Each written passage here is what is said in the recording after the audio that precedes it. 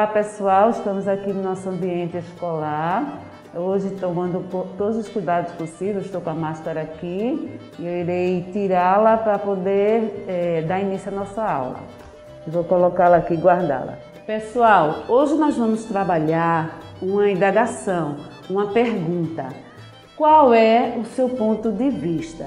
Mas para adentrarmos, para iniciarmos esse diálogo filosófico, é necessário recapitularmos algumas questões da aula anterior e alguns exercícios que eu deixei como atividade semanal.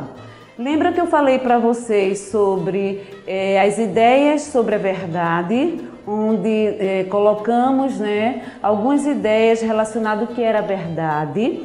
E aí, no segundo momento, nós contamos a história sobre o encontro da verdade com a mentira. E eu pedi para que vocês fizessem em casa, representassem através de um desenho o que era a verdade para vocês e o que era a mentira. Depois deixei o exercício da página 6, onde existem duas imagens que eu pedi para que vocês, segundo o autor também, escrevessem uma sentença verdadeira sobre aquela imagem e uma sentença falsa. E aí, com certeza, se vocês fizeram, se nós estivéssemos em sala de aula e pedisse para que cada aluno pudesse ler essas sentenças, será que todos dariam a mesma resposta? Será que todos desenhariam, representariam a verdade e a mentira da mesma forma, no mesmo desenho?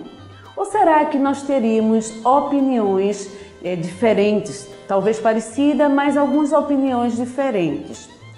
E aí é isso que hoje nós gostaríamos de debater. Qual é o seu ponto de vista? E eu gostaria que vocês abrissem seus livros na página 7. Onde nós temos aí o autor trazendo um pouco sobre isso, Seu ponto de vista relacionado à verdade e à mentira.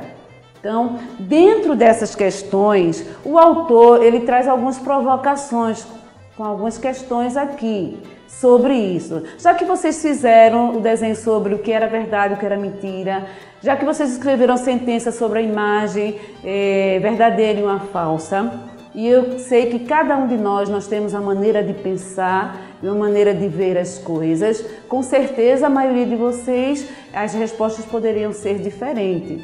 Isso significa, gente, que nós temos pontos de vista diferentes uns dos outros.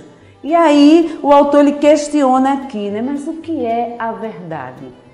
Já trabalhamos um pouco sobre isso, sobre esse conceito. Mas ele pergunta o que é a verdade. Afinal, cada pessoa opinaria de acordo com o seu próprio ponto de vista. Aí talvez você pode dizer assim, mas como nós sabemos o que é a verdade se cada um tem uma opinião, professora? Como é que podemos chegar à conclusão de que algo é verdadeiro ou que algo é falso se cada um tem a sua opinião, tem a sua vivência, tem a sua maneira de pensar e de ver as coisas?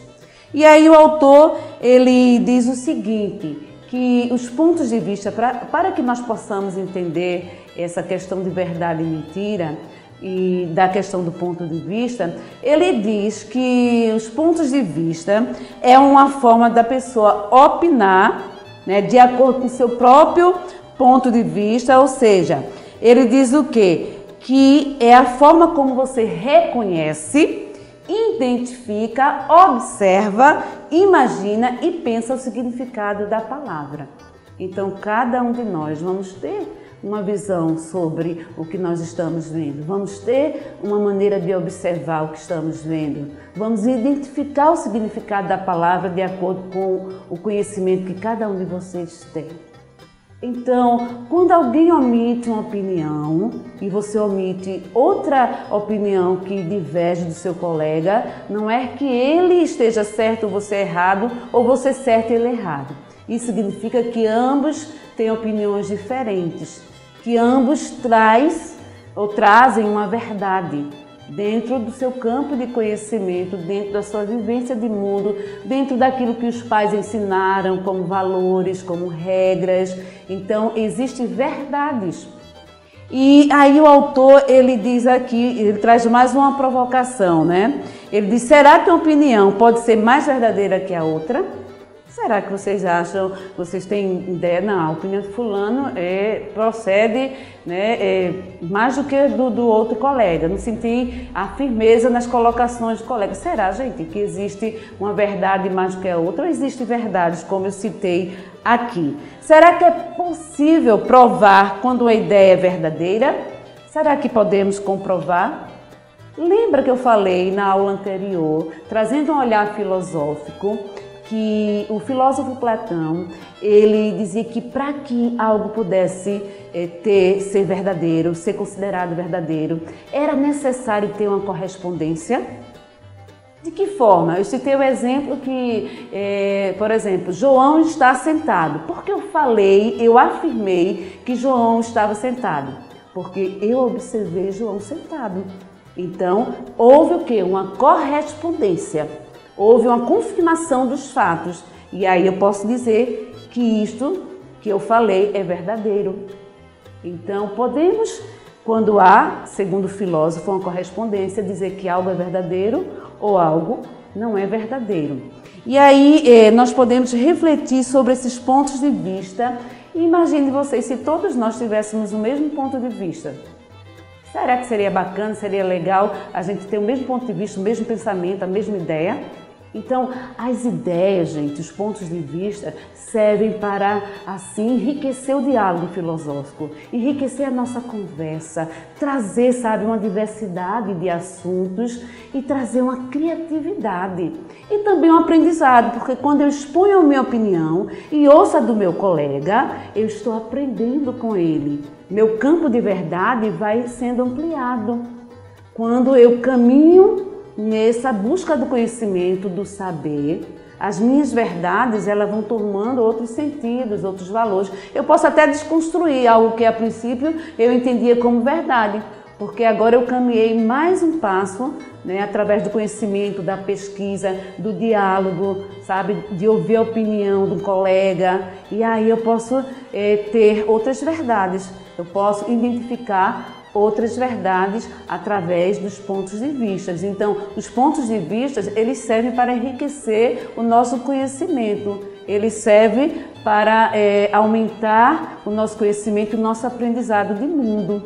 Então, vocês reflitam sobre isso, né? Sobre mais a questão de verdade e de mentira. Então, a verdade, para ser comprovada como algo verdadeiro, é necessário ter uma correspondência, sabe? Algo que venha realmente confirmar se aquilo procede ou não e que os pontos de vista eles servem para aumentar o nosso campo de conhecimento, para aumentarmos o nosso campo de criatividade, de enriquecimento do diálogo filosófico. Então o diálogo, gente, sempre esteve presente no campo da filosofia. Sem diálogo não há filosofia. E vocês já aprenderam em séries anteriores que o que move a filosofia são as perguntas. Então, perguntas interessantes com argumentos interessantes. Então, vocês têm que levar em consideração que o diálogo é necessário no campo filosófico e que os pontos de vista devem ser levados em consideração, porque cada um vai trazer um enriquecimento para a nossa construção de conhecimento. E aí, baseado nisso, eu gostaria que vocês fizessem as atividades do livro na página 8 e 9, que é uma atividade que é relacionada ao ponto de vista. A primeira atividade tem um copo com água e você vai, dentro do seu ponto de vista, responder as questões. E na segunda atividade nós temos um ponto de vista trazido aqui na segunda questão, que vocês irão responder na página 9 as questões, até a quarta questão, ok? E também a sessão da hora de estudo na página 21, também sobre a temática, né, do que foi abordado aqui. Se vocês tiverem alguma dúvida, não conseguir, depois envie que nós iremos passar aí, né, e tirar todas as dúvidas possíveis, né? Que vocês tenham uma boa semana e até a próxima. Tchau!